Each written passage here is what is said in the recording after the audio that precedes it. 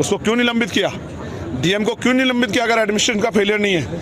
आपके इंटेलिजेंस का फेलियर है। आपको नहीं पता था कितना बड़ा समाज बहुसंख्यक रूप से रहता है छत्तीसगढ़ में। मेरे भाइयों, लेकिन जब आप जुल्म करोगे तो ये सत्ता आपको नहीं बचा पाएगी। मेरी बात को याद रखना। सुप्रीम कोर्ट तक इस महीने में सबसे पहले यही मुद्दा सदन में उठेगा और सरकार से जवाब मांगा जाएगा कि ये जो वर्दी पहने लोग हैं, जो हमारी तनख्वाह, हमारे पैसे से तनख्वाह पाते हैं, इनको सरकार हम पे जुल्म करने के लिए क्यों यूज कर रही है? छत्तीसगढ़ के बलौदा बाजार में 10 जून को हुई हिंसा और आगजनी की घटना के बाद गुरुवार 4 जुलाई को यूपी के सांसद और दलित नेता चंद्रशेखर आजाद ने छत्तीसगढ़ के भटगांव जनसभा में क्या कहा, सुनिए।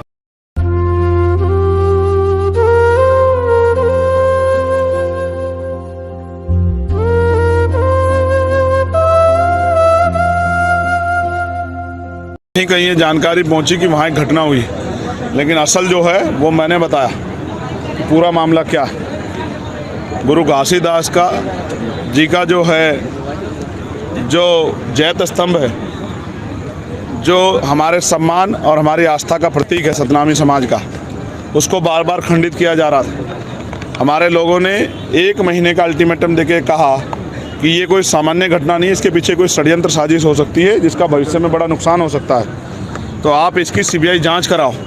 लेकिन यहाँ की पुलिस और प्रशासन ने उसको इतने हल्के में लिया और घटना से इत्र जैसी जानकारी मुझे यहाँ के लोगों द्वारा दी गई कि बिहार के 2-3 लोगों को जेल भेज दिया गया उस घटना में, और उनके ऊपर कहा गया कि इन्होंने शराब पी के काम कर दिया। लगातार हमारे लोग उस दिन के बाद ज्ञापन देते रहे। जो लोग ज्ञापन दे रहे थे उनमें बड़ी संख्या भीम आर्मी के संगठन की थी, कार्यकर्ताओं की थी। तो पूरा टारगेट बना के, और जब बड़ी संख्या में लोग इकट्ठा हुए, ये प्रशासन का फेलियर है, पुलिस का फेलियर। अगर पुलिस का फेलियर नहीं है तो आपने एसएसपी को क्यों हटाया? उसको क्यों निलंबित किया? डीएम को क्यों निलंबित किया अगर एडमिनिस्ट्रेशन का फेलियर नहीं है? आपके इंटेलिजेंस का फेलियर है। आपको नहीं पता था कितना बड़ा समाज बहुसंख्यक रूप से रहता है छत्तीसगढ़ में, पूरे देश में रहते हैं सतनामी समाज के लोग।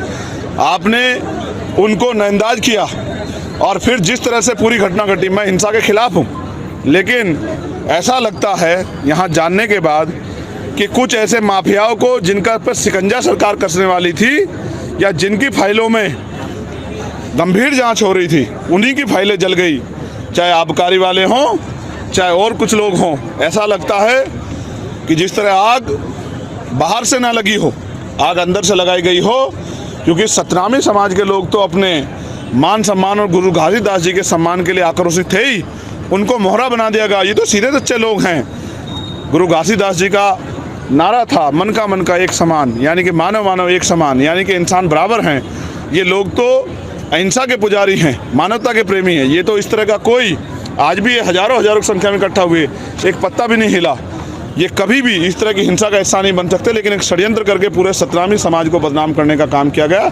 और पुलिस द्वारा जिस तरह से जो लोग पकड़े गए उनको पीटा गया, जिस तरह से उनकी खाल उधेड़ी गई, जूतों से पीटा गया, लाठियों से पीटा गया, ये ऐसा स्पष्ट होता है कि किसी नेता को सतनामी समाज से तकलीफ है और उस नेता की ईगो हट हुई है। उस ईगो को सेटिस्फाई करने के लिए वो सत्ता का दुरुपयोग कर रहा है।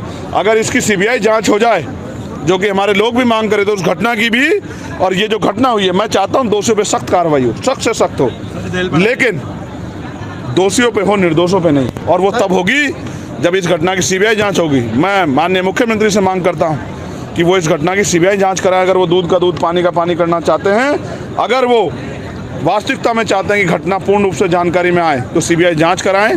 और अगर वो सीबीआई जांच नहीं कराते तो मुझे ऐसा लगता है कि वो लीपापोती करने पर लगे हैं, और कहीं ना कहीं वो भी उस अपराधी माफिया को बचाने के लिए उसमें शामिल हैं। इसलिए मैं सीबीआई जांच की मांग करता हूं और निर्दोष लोगों को तत्काल रिहा करने की मांग करता हूं। और सतनामी समाज को पीड़ित करने के लिए जो जुल्म जो है पूरे सतनामी समाज पे चिन्हित करके उनके निकले हुए चोटी के नेताओं पे, नौजवान नेताओं पे जिस तरह कार्रवाई हो रही है, स्पेशली भीम आर्मी के नौजवानों पे, इस कार्रवाई को तत्काल बंद किया जाए। कोई बच्चा स्कूल जा रहा है, उसको उठा के जेल भेज रहे हैं। कोई दूसरे प्रदेश में था, उसको उठा के जेल भेज रहे हैं। ये जो जुल्म है, ये असहनीय है। इसके लिए मैं दिल्ली पहुंचते ही जल्द से जल्द गृह मंत्री से मिलूंगा और गृह मंत्री जी से भी ये बताऊंगा कि उनकी सरकार किस तरह से पूरे सतनामी समाज पर जुल्म कर रही है। और अगर वो भी हमारी पीड़ा नहीं सुनेंगे तो सड़कों पे इसके खिलाफ जो पिछली बार आंदोलन दिल्ली में हुआ था मुझे गोली लगने के बाद, जिसमें 5 लाख लोग आए थे, उसी तरह का आंदोलन इसी महीने में हम लोग छत्तीसगढ़ में करने का काम करेंगे, क्योंकि भीम आर्मी कार्यकर्ता का उत्पीड़न हम लोग नहीं सहेंगे। सर 10 दिन का मोहलत आपने दिया है, 10 दिन के बाद बड़ा जंगी आंदोलन यहाँ पर किया जाएगा, वो भी अनिश्चितकालीन, उसको लेकर क्या कहेंगे? मैंने आपको बताया, क्योंकि एक भीम आर्मी एक बहुत बड़ा परिवार है और एक कार्यकर्ता का संरक्षण करना ये मेरी जिम्मेदारी है, हमारे संगठन की जिम्मेदारी है। तो जिस तरह से हमारे निर्दोष लोगों को जेल भेजा जा रहा है, उनसे मारपीट की जा रही है, ऐसा लगता है कि भीम आर्मी की बढ़ती ताकत से सरकारें डर गई हैं और सत्ता विपक्ष मिलके भीम आर्मी के लोगों को टारगेट करके और स्पेशली सतनामी समाज के नौजवानों को अपमानित करने और उनकी हिम्मत को तोड़ने का काम कर रहा है। ये हम लोग स्वीकार नहीं करेंगे। इन्होंने आयोग बनाया है, जिन्होंने 3 महीने का समय मांगा है। जब आयोग की रिपोर्ट ही नहीं आई तो आप जबरन क्यों लोगों पे कार्रवाई कर रहे हैं? पुलिस FIR देने को तैयार नहीं है, पुलिस जो है कौन सी धारा लगी है बताने को तैयार नहीं है, पुलिस जिसको गिरफ्तार करे उसके परिवार को सूचना नहीं दे रही है, जेलों में किसको कहाँ रखा गया इसकी कोई लिस्ट नहीं है, परिवार तड़पते फिर रहे हैं। कुछ ऐसे भी परिवार हैं जिनके बच्चे 6 महीने 1 साल के हैं, उनके लिए कमाने वाला कोई नहीं है और वो निर्दोष लोग पत्रकारों को बंद कर दिया है। तो जानबूझ के ऐसा लगता है सतनामी समाज पे एक अटैक किया गया है कि सतनामी समाज की जो आस्था विश्वास और उम्मीदें इनको तोड़ दिया जाए, ये स्वीकार नहीं किया जाए। खून खींच दिए गए, दांत तोड़ दिए गए, रीढ़ की हड्डी में गैप कर दिया गया, फिर भी नहीं मरा, क्योंकि संघर्ष करने वाला व्यक्ति मरता नहीं है, संघर्ष करने वाला अमर होता है और उसके जाने के बाद दुनिया उसको याद रखती है। मैं आपसे भी कह रहा हूं, मैं वचन देके कहता हूं, मेरा वचन अटल है, याद रखना। मैं सरकार से कह रहा हूं, प्रशासन कराओ जेल बड़ी, छत्तीसगढ़ की जेल बड़ी कराओ। हम देखेंगे कितने लोगों को आप जेल भेजेंगे, हम आपकी हिम्मत देखने का काम करेंगे आप यहाँ। और इसको आप आग्रह मत समझना, ये मेरी चेतावनी है सरकार को कि अगर वो गुंडागर्दी पे उतर आई है, अगर वो तानाशाही पे उतर आई है, अगर वो सतनामी समाज को कुचलने पे उतर आई है, तो उसका जवाब देने के लिए चंद्रशेखर आजाद है। करो मुकाबला, हम लोग तुम्हारा मुकाबला करेंगे। मैं आज आया ये देखने के लिए क्या चल रहा है, तो मैंने देखा 14 FIR, 153 लोगों को गिरफ्तार किया गया। कितने निर्दोष लोग हैं किसी को नहीं पता, उसका उदाहरण है।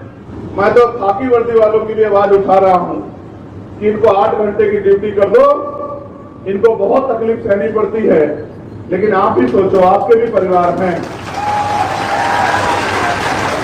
जब आप पीड़ित होंगे तो चंद्रशेखर आजाद आपके साथ खड़ा होगा, खाकी वर्दी वालों मेरे भाइयों। लेकिन जब आप जुल्म करोगे तो ये सत्ता आपको नहीं बचा पाएगी। मेरी बात को याद रखना। सुप्रीम कोर्ट तक खींच के ले चलूंगा, सुप्रीम कोर्ट तक खींच के ले चलूंगा, बताऊंगा किस तरह कानून की धज्जियां उड़ाई जाती है। याद रखना मेरे लोगों, मैं वचन देकर कह रहा हूं, एक अधिकारी को भी छोड़ेंगे जिसने संविधान का उल्लंघन किया, कानून का उल्लंघन किया। याद रखना, मरे हुए लोग नहीं है, सड़कों में नहीं है, पार्लियामेंट में भी है। और वचन देकर कहता हूं, जिस दिन दोबारा सेशन चलेगा इसी महीने में, सबसे पहले यही मुद्दा सदन में उठेगा और सरकार से जवाब मांगा जाएगा कि ये जो वर्दी पहने लोग हैं, जो हमारी तनख्वाह, हमारे पैसे से तनख्वाह पाते हैं, इनको सरकार हम पे जुल्म करने के लिए क्यों यूज कर रही है? क्या कानून नहीं जानते हो? क्या आपको नहीं पता है कि जिन परिवारों के बच्चों को आपने उठाया इन्फॉर्म करना पड़ेगा? क्या आपको नहीं पता है कि निर्दोषों को जेल नहीं भेज सकते हैं? क्या आपको नहीं पता है कि जानबूझ के इतने बड़े समाज को नहीं कुचल सकते हैं, उनकी भावनाओं को नहीं कुचल सकते हैं? क्या नहीं पता? आपको सब पता है, लेकिन आप सत्ता के आगे कमजोर पड़ गए हो। मैं आपको बल लेने के लिए आया हूं कि घबराओ मत पुलिस के साथियों, मैं आपके साथ हूं, ईमानदारी से काम करो। लेकिन याद रखो, आपके भी परिवार हैं। कल जब अपने बच्चों में जाओगे तो कैसे उनसे आंखें मिलाओगे? जब किसी गरीब के बच्चे को, निर्दोष को पीट पीट के जेल भेजोगे, कैसे आंख मिलाओगे? सोचो, यही प्रदेश होगा। कल आपके बच्चे से कोई गलती हो जाए या ना भी गलती हो और उसके साथ ऐसा जुल्म हो, कैसे बर्दाश्त करोगे? आप भी तो पिता हो, क्या अपने बच्चों पे होते जुल्म को बर्दाश्त कर पाओगे? हाथ खींच रहे हो मेरे लोग, ऐसा लगता है कि उनका कोई वाली वारिस नहीं है, उनका कोई भाई नहीं है, उनका कोई परिवार नहीं है, उनके लिए लड़ने वाला कोई नहीं है। हो सकता है छत्तीसगढ़ के नेता आंख पीट सकते हैं, लेकिन दिल्ली में बैठे हम लोग आंख नहीं पीट सकते, मेरी बात को याद रखना। सबसे ऊपर है कानून और कानून से ऊपर है संविधान। कोई संविधान से बाहर नहीं है। अगर मुख्यमंत्री अपराध करेंगे तो कानून उनको भी सजा देगा, और अगर गृह मंत्री अपराध करेंगे तो कानून उनको भी सजा देगा। सतनामी समाज था, सतनामी समाज है और सतनामी समाज अनंत अनंत तक रहेगा। ये गलत फहमी अपने दिल में मत रखना। क्या आपको लगता है हम लोग कमजोर हैं? दोनों हाथ जोड़ के बताओ कि आपको लगता है हम लोग कमजोर हैं? हम चुप इसलिए है, हम ये चुप इसलिए सह रहे हैं। मैंने वीडियो ट्वीट की थी, यही सब बहादुर लोग थे। गुंडागर्दी करते, गुंडागर्दी लोग।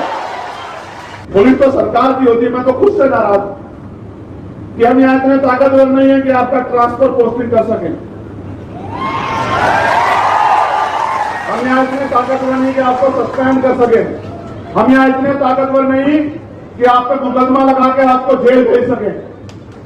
हम अभी इतने ताकत नहीं है पॉलिटिकली, लेकिन आपको क्या लगता है हम तो वहां भी उतने ताकतवर नहीं थे जहां हम ताकतवर बने। आपको क्या लगता है कि हम हमेशा ऐसे रहेंगे? आपको क्या लगता है आपके दिए जगह हम भूल जाएंगे? नहीं, बिल्कुल नहीं भूलेंगे। हम अपनी पीठ पे पड़ी लाठी को भूल सकते हैं, लेकिन अपने समाज की पीठ पे पड़ी लाठी को कभी नहीं भूल सकते। मेरी बात को आप याद रखना। और जिन निर्दोषों को आपने गिरफ्तार किया है उनको छोड़ दो बिना शर्त के। इसमें सबकी भलाई, वरना फिर आंदोलन होंगे।